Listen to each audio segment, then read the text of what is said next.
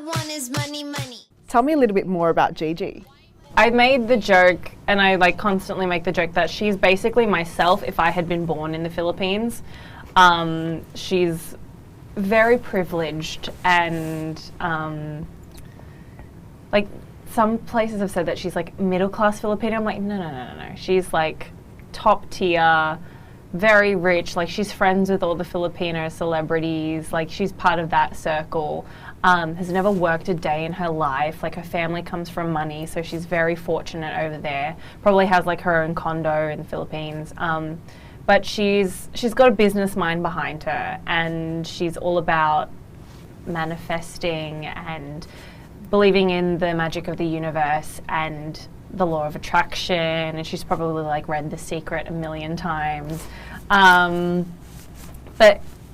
She's just this bundle of energy and joy that you want to be around, and getting to play this character, it got me in this really great headspace. That's Gigi. She's just energy and happiness. I got the sense that Gigi was actually distancing herself from Filipino culture. It's very much how westernized the Philippines is now, and very American it is. She's kind of associated with that, and she, has grown up watching Australian TV. My cousins, they can all VPN stuff and watch Australian Survivor, The Bachelor, The Bachelorette. She's done that for her whole life, and she doesn't want to be part of the Philippines. That's why she's so excited to be in Australia rather than being stuck in the Philippines. I have not seen any show in Australia with any Filipinos, right? Right. Yeah. Or just Filipinos being the centre of the narrative.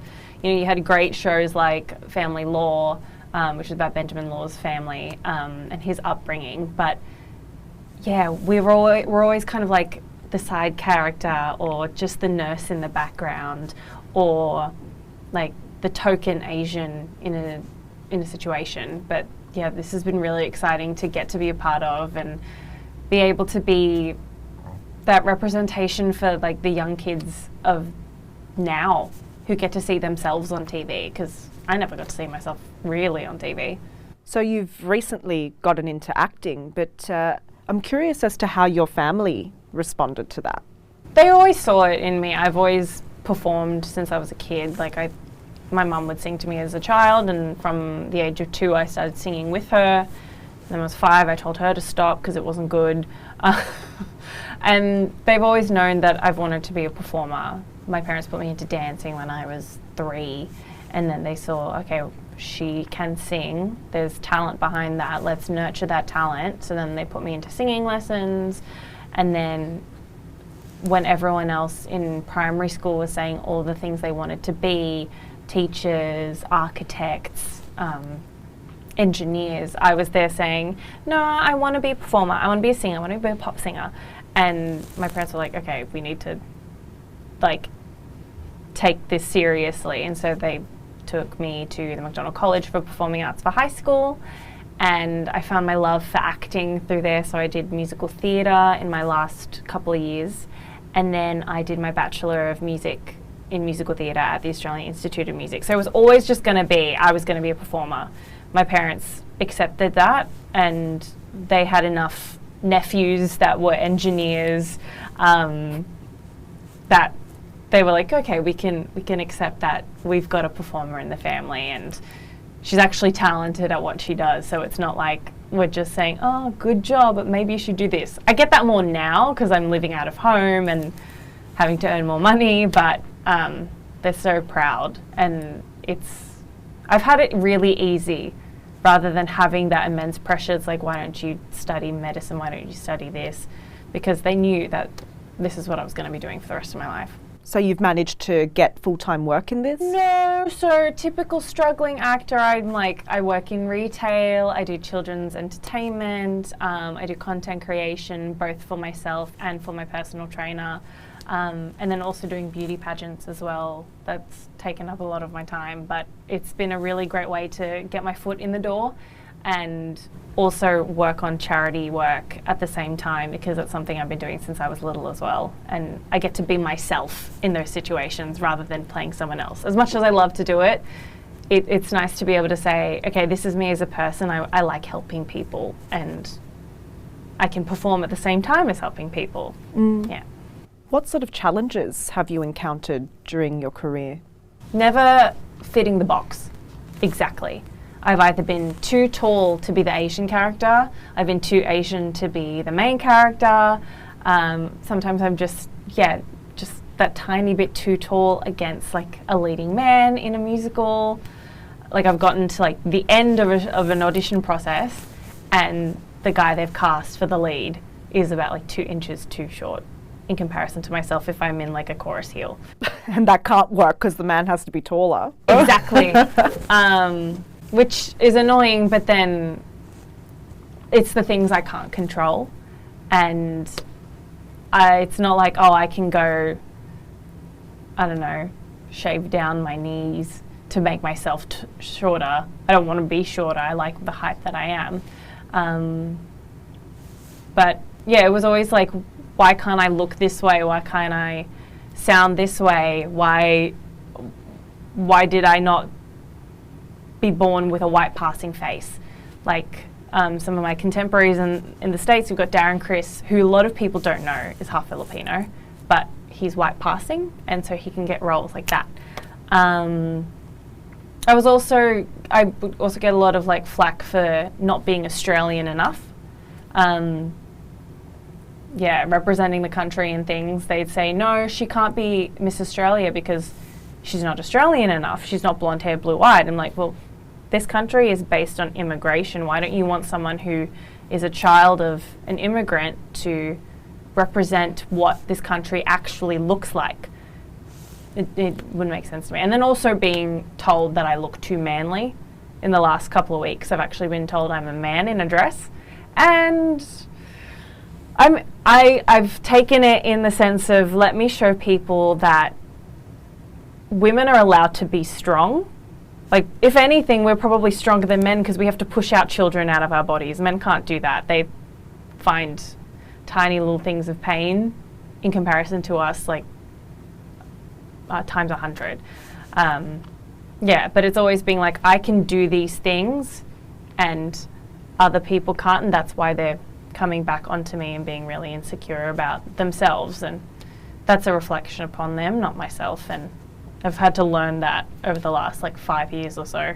To be completely honest with you, when I saw the first episode and I saw Evie as the nanny, and I thought to myself, oh, here we go. But as the show progressed, I saw that, you know, the writers really brought out the strengths in each woman, and showed, you know, the strengths of each character, which makes me think, what do you think are common perceptions that Australians have about Filipino women in particular? That we're very docile and submissive, and we're the ones in the background. But when you're in the situation, you know that Filipino women, we've got fire, we've got feist. Like my mum, who is the epitome of a Filipino woman, she is so loud and obnoxious, and I love her for it because she's put that onto me at raising me. And you see in media, like I'm playing Cynthia currently in Priscilla, Queen of the Desert, and there's that stereotype of being like the mail order housewife. And Filipino women, we're too strong to just be a mail order wife. We're loud and we want to be that person in the room, but we're represented as being this quiet, submissive servant to the husband or the man in the situation. How do you think that The Unusual Suspects dispels those stereotypes? I feel like Michelle's character of Roxanne really emulates that strong, fiery Filipino woman. For Ina and Lena being in those serving roles, they're showing that they're not just in the background, just doing their job, just getting things done. Like, they're taking action for themselves. They've got families to support on their own, and they're like, no, I'm not getting what I'm supposed to be getting.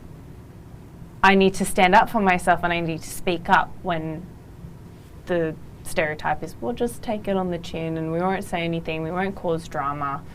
But they're going to cause that drama by standing up for themselves and being strong. And then Gigi kind of messes it all up, because she's there to be a cleaner and she's there to work, but really she's just there to have a good time, and she's not, like, she's got that work hustle, but it's in a different, like a very millennial, Gen Z kind of way. You know, women can have fun too. Exactly, but it's that notion of, if we're going to come to Australia, we're going to come to Australia and just work, and that's it.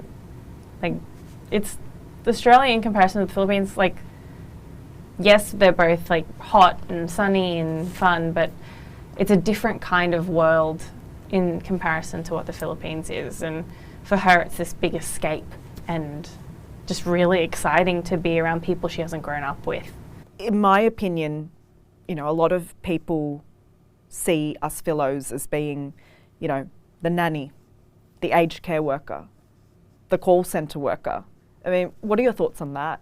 At the store that I work at, we make the joke, like, if we're on the phone to one of the like finance companies that we work for, once we hear that slight American accent, we're like, ah, there she is. There's the Filipino call center worker.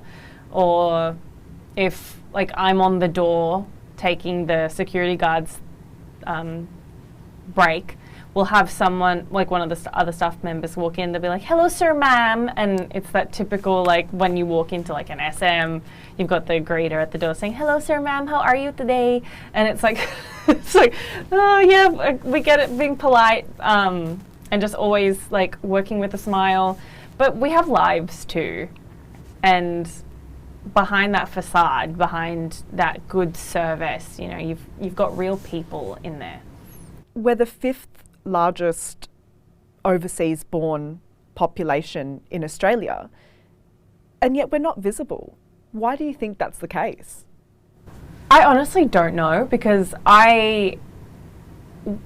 when I'm around Filipinos, there's so many of us, and I've, you know, every year before the world decided to flip upside down, I was going to the Filipino Cultura Festival every October. And there's so many people there. Like, you can understand why we're the fifth biggest group. But I don't understand why we haven't had that amount of exposure that we should have. Or maybe it's a shameful thing that people think, oh, I shouldn't tell people I'm Filipino because, I don't know. I don't know why. Like, a lot of actors, they'll hide that part of themselves and they'll just say, oh, I'm just Eurasian. Whereas I'm so proud about saying that I'm half Filipino, because it's half my culture. It's how I've been raised. It's the food that I've eaten most of my life. Like, why wouldn't I be proud to share that? I actually asked my mum to check my interview questions for this. And she said that the reason as to why we're not as visible is because we assimilate. Why the shame? Yeah, I don't get it. Like, I'm so proud. Like, I guess when I was younger, I had that shame because I looked different to everybody else, or, you know, my food that I was bringing to school wasn't always the same as everyone else. Like, I wasn't having little cup, like, white sandwiches. I was bringing, like, leftover sinigang or leftover rice and chicken back when I was eating it. So then I didn't want mum giving me that food anymore. I was like, just let me eat something from the canteen. Let me be like everybody else. But now I'm so proud of being Filipino and being different. And I think with diversity being so celebrated now, that's something that people are now talking about their culture and talking about what makes them unique, what makes them different. But why couldn't this been happening like 20 years ago when we were growing up? I get the sense that you have a personal connection with your character Gigi. Does Gigi come into her own by the end of the show?